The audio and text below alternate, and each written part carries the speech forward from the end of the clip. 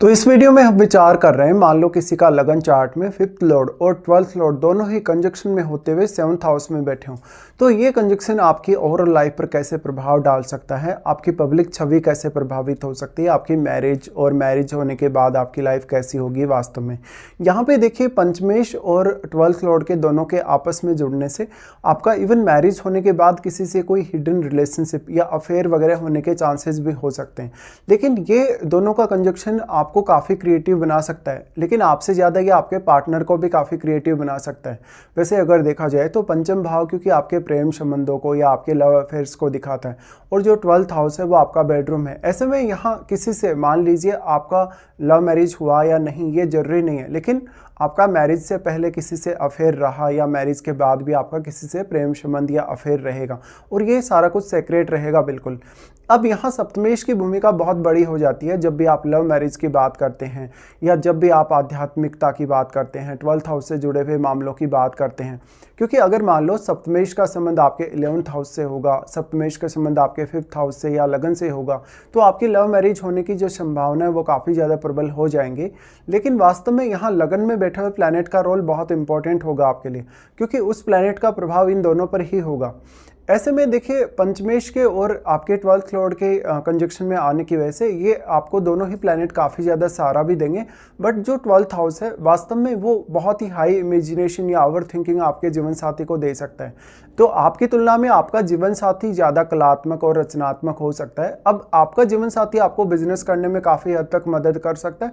ऐसा जो आपका जीवन साथी है वो आपको स्पिरिचुअली ग्रो होने में काफ़ी मदद कर सकता है। पूजा पाठ या ध्यान साधना के लिए आपका जीवन साथी आपको इंस्पायर कर सकता है। तो या तो आप स्ट्रांगली अपने जीवन साथी के साथ फिजिकल रिलेशनशिप में कनेक्टेड रहेंगे या अपनी मैरिड लाइफ को बहुत ही ज़्यादा एंजॉय करेंगे, या तो बिल्कुल आप अपने जीवन साथी से कभी कभी बहुत ज़्यादा डिटेचमेंट महसूस करेंगे। यहाँ अब ग्रह विशेष का रोल काफ़ी इंपॉर्टेंट होगा। ज़्यादातर स्थितियों में यह भी हो सकता है कि आपका जो 12th लॉर्ड है वो सप्तमेश के साथ मित्रवत हो सकता है, लेकिन पंचमेश के सप्तमेश के साथ मित्रवत होने की संभावना काफ़ी कम हो सकती है।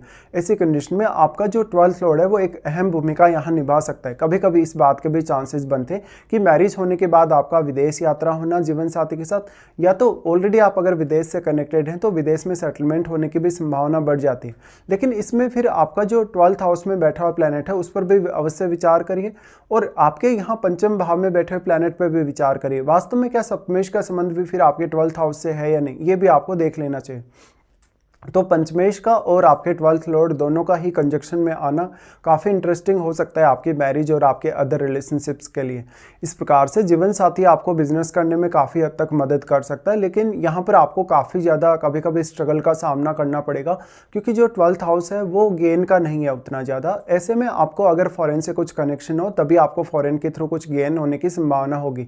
हालांकि आप अपने स्टडी वगैरह पर भी ज़्यादा फोकस कर सकते हैं और अपनी स्टडी वगैरह से रिलेटेड कार्यों के लिए भी विदेश जा सकते हैं कभी कभी।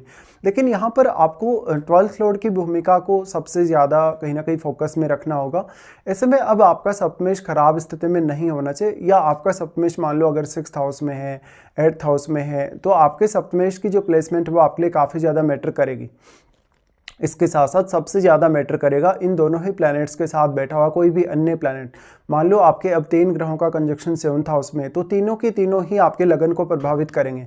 ऐसे में कभी कभी ऐसा हो सकता है कि जीवन साथी की सेहत के लिए आपको बहुत ज़्यादा खर्चा करना पड़ सकता है, आपको इवन कोई कर्ज वगैरह तक भी लेना पड़ सकता है। अब लेकिन पंचमेश यहाँ जुड़ रहा है 12th लॉर्ड के साथ, तो जीवन साथी के साथ आपका कितना अच्छा तालमेल है, जीवन साथी के साथ आपका रिलेशनशिप कितना अच्छा है, वो आपके लिए सबसे ज़्यादा इंपॉर्टेंट हो जाएगा इस स्थिति में। साथ साथ में आपको अपनी महादशा पर भी विचार करना रहेगा। अब जो आपके यहाँ पे पंचमेश और आपके जो 12th लॉर्ड हैं दोनों ही कंजक्शन में आने की वजह से वो आपके चार्ट में जैसे 9th हाउस को प्रभावित कर सकते हैं, 10th को प्रभावित कर सकते हैं, या 11th को प्रभावित कर सकते हैं। तो जिन जिन भावों पर भी इनका दृष्टि है सभी दोनों ग्रहों का, वो आपको देखना चाहिए, और उन भावों में बैठे हुए प्लैनेट्स को भी आपको देखना होगा। वास्तव में अब आपकी लाइफ में आपके लगन में बैठा हुआ प्लैनेट भी बहुत ही ज़्यादा इंपॉर्टेंट रोल निभाएगा, क्योंकि जो लगन में बैठा हुआ प्लैनेट है वो वास्तव में आपकी पूरी पर्सनैलिटी पे अपना प्रभाव तो डालेगा ही, वो इन दोनों प्लैनेट्स को जो आपके सप्तम भाव में बैठे इनको भी प्रभावित करेगा। तो साथ में अब दोनों प्लैनेट्स के कंजक्शन में आने से दोनों का आपसी संबंध भी काफ़ी मैटर करेगा आपके लिए, और आपसी संबंध के साथ साथ इनकी जो वास्तविक प्लेसमेंट है आपके सप्तम भाव में, जैसे कोई इनमें से हो सकता है वक्री हो, कोई हो सकता है अस्त हो, तो उस प्लेसमेंट पर भी आपको सबसे ज़्यादा फोकस करना चाहिए। वास्तव में कोई भी प्लैनेट का प्रभाव अगर राहु या केतु जैसे ग्रह का प्रभाव होगा आपके इन दोनों ही प्लैनेट्स पे, तो ऐसे में मैरिज लाइफ के डिस्टर्ब होने या मैरिज से बहुत ज़्यादा डिससेटिस्फेक्शन होने की भी संभावना काफ़ी ज़्यादा होगी। और मैरिज होने के बाद आप किसी और से अफेयर करते हैं, रिलेशनशिप वगैरह में आते हैं, तो आपकी मैरिज काफ़ी डिस्टर्ब भी हो सकती है। ऐसे में आपका जो रिलेशनशिप है जीवन साथी के साथ, उसमें काफ़ी सारे अप्स एंड डाउन्स आ सकते हैं। जीवन साथी के साथ अगर आप कोई स्पिरिचुअल टूर करते हैं, आप कोई आध्यात्मिक यात्रा करते हैं, या जीवन साथी के साथ आप कोई भी प्रकार से इन्वॉल्व होते हैं पूजा पाठ वगैरह करने, ध्यान साधना या सिद्धि वगैरह करने के लिए, तब जरूर थोड़े बहुत बेहतर रिजल्ट हो सकते हैं। हालांकि पंचमेश के आने से सप्तम भाव में हम एक संभावना ये भी देखते हैं कि किसी का लव मैरिज होगा, लेकिन यहाँ पर लव मैरिज तक ही ये सब सीमित नहीं है, क्योंकि 12th लॉर्ड यहाँ जुड़ रहा है। तो ऐसे में जीवन साथी के साथ आप इमोशनली, फिजिकली और मेंटली बहुत ज़्यादा कनेक्टेड हो सकते हैं। तो कल को मिलकर आप कोई भी बिजनेस करेंगे, किसी भी तरीके की पार्टनरशिप करेंगे, तो आपका उसमें फॉरेन कनेक्शन काफ़ी इंपॉर्टेंट होगा। जैसे मान लो आप अपने जीवन साथी के साथ मिलकर या जुड़ के कोई भी ऐसा बिजनेस करेंगे जिसका डायरेक्टली इनडायरेक्टली संबंध फॉरेन से हो, तो आप काफ़ी ज़्यादा गेन भी पा सकते हैं 12th हाउस के थ्रू। तो अब आप यहाँ किस तरीके से 12th हाउस का ज़्यादा से ज़्यादा अच्छे से यूटिलाइजेशन कर सकते हैं अपनी लाइफ में, कितना ज़्यादा उसका यूज़ कर सकते हैं, उसके कारकत्व का यूज़ कर सकते हैं अपनी मैरिज होने के बाद अपनी लाइफ को प्रभावित करने के लिए, उस पर आपको सबसे ज़्यादा ध्यान देना होगा।